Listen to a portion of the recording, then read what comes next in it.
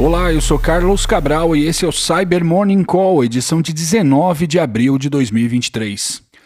Ontem o pessoal da Grupo IB documentou mudanças recentes na infraestrutura do grupo Muddy Water, que agora conta com o abuso de mais uma ferramenta comercial de acesso remoto em seus ataques. O Muddy Water é um grupo documentado originalmente em 2017 e que, segundo vários estudos, é uma força que atua de acordo com os interesses do Ministério de Inteligência e Segurança do Irã, já tendo sido observado atacando alvos na Turquia, Paquistão, Emirados Árabes Unidos, Israel, Arábia Saudita e Estados Unidos, dentre outros. Segundo esse novo relatório da Grupo IB, o Muddy Water foi identificado incorporando o Simple Help aos seus ataques. Essa é uma ferramenta de acesso remoto vendida a empresas que a usam no suporte ao usuário. O uso de ferramentas comerciais de suporte remoto não é novidade no cybercrime ou em ações de espionagem, muito menos na atividade do Muddy Water, que já havia sido observado usando outros utilitários como esses, como o Screen Connect, o Remote Utilities e o Syncro. A vantagem de usar essas ferramentas ao invés de um Trojan de acesso remoto é que seu uso pode se misturar e parecer uma ação legítima de suporte, dificultando a detecção. E a Morphisec detalhou uma campanha disseminando o Aurora Stealer através de um loader altamente evasivo chamado Invalid Printer, o qual foi compilado usando o embarcadeiro Rad Studio e que possui funcionalidades capazes de detectar ambientes virtualizados e de sandbox.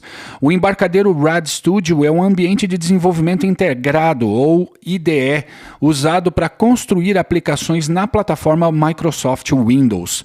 Esse produto pode ser usado para criar uma ampla gama de aplicações, desde software para desktop até aplicativos móveis, e desde utilitários simples até soluções empresariais mais complexas.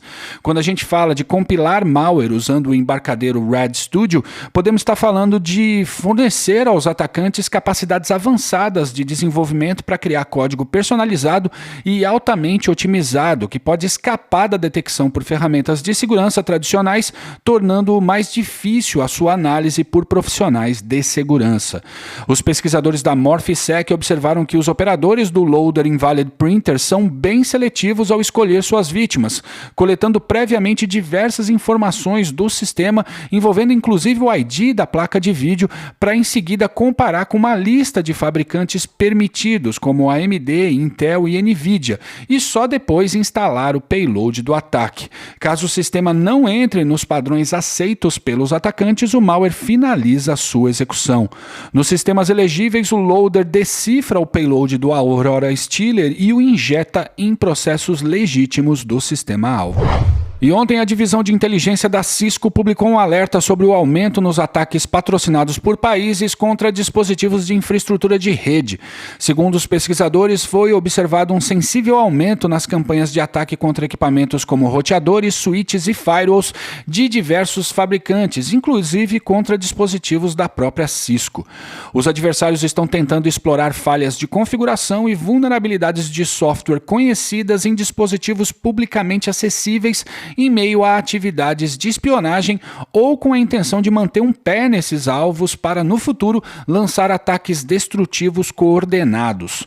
O documento da Cisco oferece uma série de medidas de segurança para evitar esse tipo de ataque, como, por exemplo, o uso de autenticação multifator, de senhas fortes que dificultem ataques de força bruta, a adoção de criptografia no tráfego, a substituição de equipamentos antigos e sem suporte e a manutenção de uma boa política de atualizações de software, dentre outras coisas. Por fim, o pessoal do Citizen Lab documentou ontem 3 novos exploits para iPhone que estão sendo usados pela empresa NSO Group para infectar os dispositivos das pessoas com o spyware Pegasus. O primeiro desses exploits é o Pawn Your Home, um zero-day, zero-click usado para atacar o HomeKit e depois o iMessage no iOS 15 e 16. O segundo é o Find My Pawn, que usa o mecanismo do iPhone para localização de pessoas como trampolim para afetar o iMessage no iOS 15. Já o terceiro é o Latent Image, que abusa do processo FMFD, que também faz parte do mecanismo para localizar pessoas e que foi observado em um ataque contra o iOS 15.1.1. Ainda não há patches exclusivos para evitar ataques com esses exploits. No entanto, ao ser acionada pelo Citizen Lab, a Apple atualizou o mecanismo Lockdown Mode para bloquear esses ataques. Para ativar o Lockdown Mode, vá nas configurações de privacidade e segurança e clique na última opção, em que em português é chamada de modo de bloqueio. No entanto, ao ativar essa funcionalidade, alguns recursos do iPhone deixarão de funcionar. Todos eles são listados no menu antes de efetivar as mudanças. E é isso por hoje. Obrigado por ouvirem o Cyber Morning Call e tenham um bom dia. Você ouviu o Cyber Morning Call, o podcast de cibersegurança da Tempest. Nos siga em seu tocador de podcast para ter acesso a um novo episódio a cada dia. E para saber mais sobre a Tempest, nos siga no Instagram, Twitter e LinkedIn ou acesse www.tempest.com.br.